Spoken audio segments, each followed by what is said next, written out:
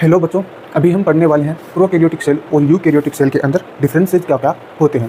Prokaryotic cell की हमने एक बेसिक स्ट्रक्चर बना रखी है और यूकैरियोटिक सेल की हमने एक बेसिक स्ट्रक्चर बना रखी है। इसके थ्रू हम क्या समझेंगे कि इनके अंदर क्या क्या डिफरेंसेस होते हैं। तो पहले हम बात करते हैं प्रोकैरियोटिक सेल की। प्रोकैरियोटिक सेल का जो सेल एनवेलप होता है, जो कवरिंग होती है सेल की, वो 3 पार्ट के अंदर डिवाइड होती है। सबसे पहला आउटर मोस्ट कवरिंग होती है जिसको हम ग्लाइकोकैलिक्स बोलते हैं। दूसरी जो होती है वो मिडिल लेयर होती है जिसको हम सेल वॉल बोलते हैं, जो पेप्टाइडोग्लाइकेन की बनी होती है। तीसरा जो होता है वो इनर मोस्ट लेयर होती है जो सेल मेम्ब्रेन होती है और जो इसके अंदर, ध्यान देना मैंने यहाँ पे एब्सेंट लिख रखा है, एब्सेंट होता है कार्बोहाइड्रेट और स्टेरॉल क्या होता है, एब्सेंट होता है इसके अंदर इनर मोस्ट लेयर के अंदर सेल मेम्ब्रेन की। ये होता है सेल एनवेलप।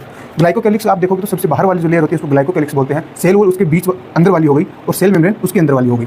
अब जो सेल मेम्ब्रेन के अंदर का जो पार्ट होता है, ये वाला पार्ट जो होता है, इसके अंदर कई सारी चीज़ें होती हैं। इसके अंदर पहली जो चीज़ होती है वो होती है राइबोसोम। राइबोसोम दोनों कोशिकाओं में होती है, दोनों सेल्स में होती है, प्रोकैरियोटिक और यूकैरियोटिक के अंदर भी। इसके बाद में इसके अंदर जो होता है वो जेनेटिक मटेरियल ऐसे गिरा हुआ रहता है, ऐसे पड़ा हुआ रहता है। इसके बाहर कोई भी कवरिंग नहीं होती है। ये जो होता है ये होता है आपका mRNA। ये mRNA साइटोप्लाज्म के अंदर पड़ा रहता है। ये होती है आपकी प्रोकैरियोटिक सेल की बेसिक स्ट्रक्चर होगी और इसके अंदर क्या क्या होता है। अब बात करते हैं यूकैरियोटिक सेल की।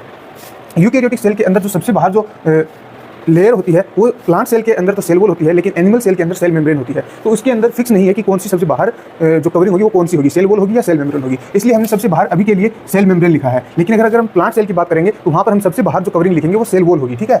उसके बाद में हम बात करते हैं न्यूक्लियस की। न्यूक्लियस के बारे में हम बात करते हैं कि न्यूक्लियस जो होता है वो सेंटर के आसपास में ही प्रेजेंट होता है, आसपास में ही प्रेजेंट होता है। और न्यूक्लियस के अंदर अगर हम बात करें तो जेनेटिक मटेरियल होता है। इसके अलावा इसके अंदर एक न्यूक्लियोलस होती है, एक डॉटेड स्ट्रक्चर होती है जिसको हम न्यूक्लियोलस बोलते हैं। न्यूक्लियस की मेम्ब्रेन जो होती है उससे इस प्रकार की एक स्ट्रक्चर्स क्या हो रही होती है, बाहर आ रही होती है, जिसको हम एंडोप्लाज्मिक रेटिकुलम बोलते हैं। ये एंडोप्लाज्मिक रेटिकुलम 2 प्रकार की होती है। यहाँ की आगे की ओर जो इधर की जो आ रही है उसके ऊपर राइबोसोम प्रेजेंट होते हैं जिसको हम रफ एंडोप्लाज्मिक रेटिकुलम बोलते हैं। और जो अंदर की साइड है यानी कि मेम्ब्रेन के पास में जो है उसके ऊपर राइबोसोम नहीं होते, इसलिए उसको स्मूथ एंडोप्लाज्मिक रेटिकुलम बोलते हैं। अब हम बात करते हैं माइक्रोट्यूब्यूल की। 5 नंबर पर माइक्रोट्यूब्यूल की हम बात करते हैं। माइक्रोट्यूब्यूल प्रोटीन्स की बनी होती है और ये जो है वो स्पिंडल फाइबर्स को जोड़ती है इसके साथ, क्रोमोसोम के साथ। सेल डिवीजन के दौरान इनका काम आता है, ठीक है। इसके बाद में हम बात करते हैं राइबोसोम की। राइबोसोम जैसा कि मैंने बताया प्रोकैरियोटिक और यूकैरियोटिक दोनों में प्रेजेंट होता है। इसके बाद में हम बात करते हैं माइटोकॉन्ड्रियन की। माइटोकॉन्ड्रियन एक डबल मेम्ब्रेन ऑर्गेनल होता है जो यूकैरियोटिक में प्रेजेंट होता है जबकि प्रोकैरियोटिक में एब्सेंट होता है। इसके बाद क्लोरोप्लास्ट की। क्लोरोप्लास्ट एक खुद क्या होता है, डबल मेम्ब्रेन का ऑर्गेनल होता है जो किसमें यूकैरियोटिक में प्रेजेंट होता है, प्रोकैरियोटिक में प्रेजेंट नहीं होता है। इसके अलावा mRNA होता है, mRNA साइटोप्लाज्म में इसके अंदर रहता है और इसमें भी साइटोप्लाज्म में रहता है।